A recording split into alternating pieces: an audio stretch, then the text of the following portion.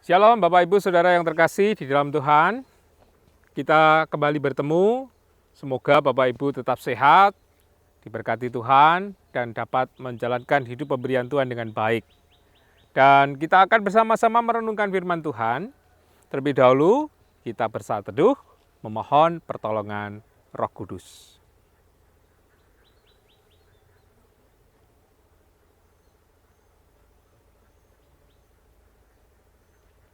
Firman Tuhan yang kita dengarkan terambil dari kitab Yesaya, pasalnya yang ke-38, ayatnya yang ke-17.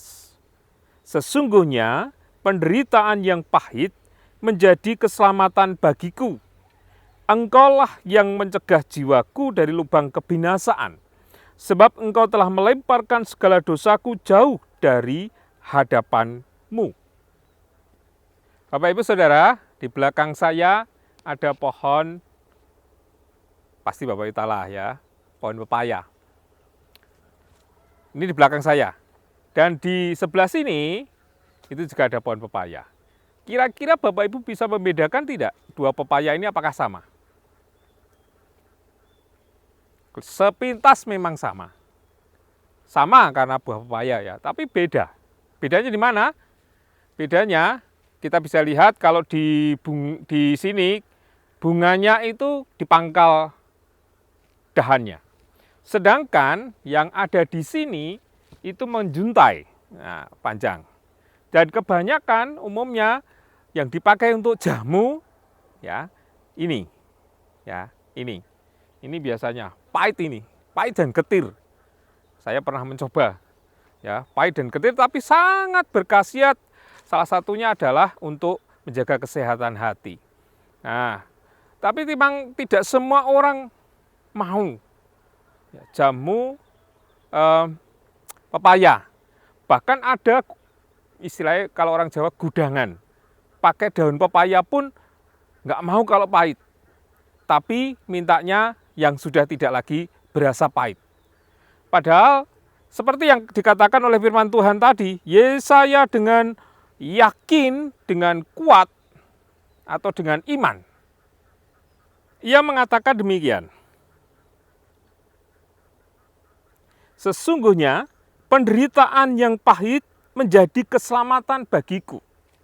Kenapa ya? Dikatakan oleh Yesaya bahwa penderitaan yang pahit menjadi keselamatan.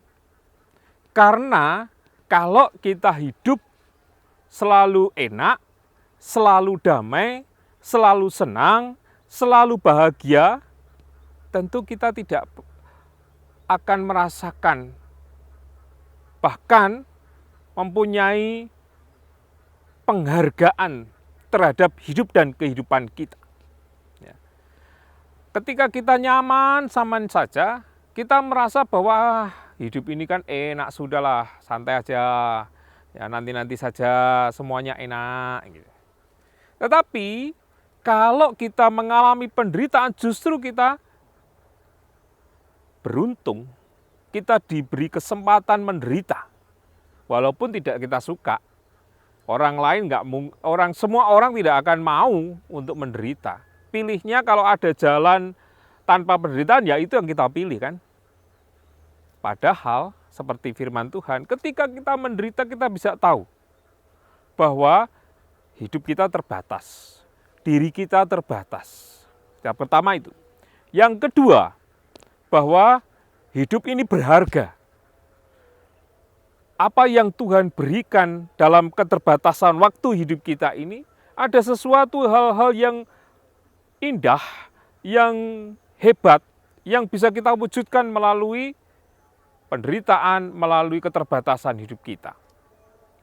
Sehingga ketika Yesaya mengatakan bahwa dengan penderitaan yang pahit itu ada keselamatan yang dirasakan, betul. Ia merasa diingatkan melalui penderitaan itu, hidupnya terasa berharga. Ia kembali mengingat bahwa hidup kita bukan hanya milik kita. Dan penderitaan itu menjadi obat untuk kembali kita beri kesempatan bagaimana menghargai, terutama itu, menghargai hidup dan kehidupan pemberian Tuhan. Setiap penderitaan, setiap kepahitan pasti ada hikmah. Ada hal yang baik yang akan memberikan kekuatan dan kebaikan bagi diri kita. Sama seperti pepaya ini. Kalau kita rutin minum jamu pepaya ini, kita sehat.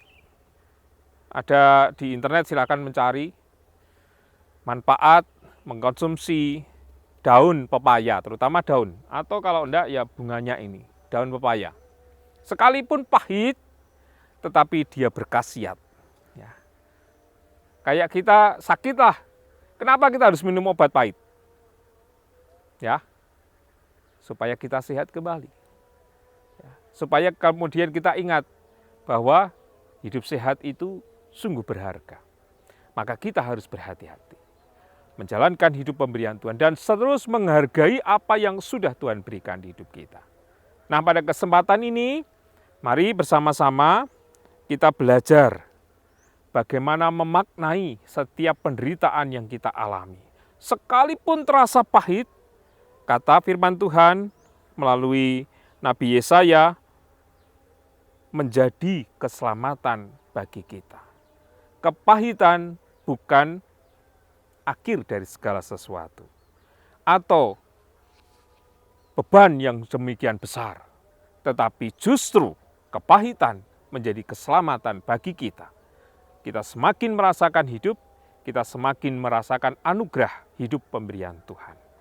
Semoga kita mampu menghargai, kita mampu melihat penderitaan-penderitaan itu sebagai alat yang dipakai Tuhan untuk kita selalu hidup di dalam kehendak-Nya. Amin.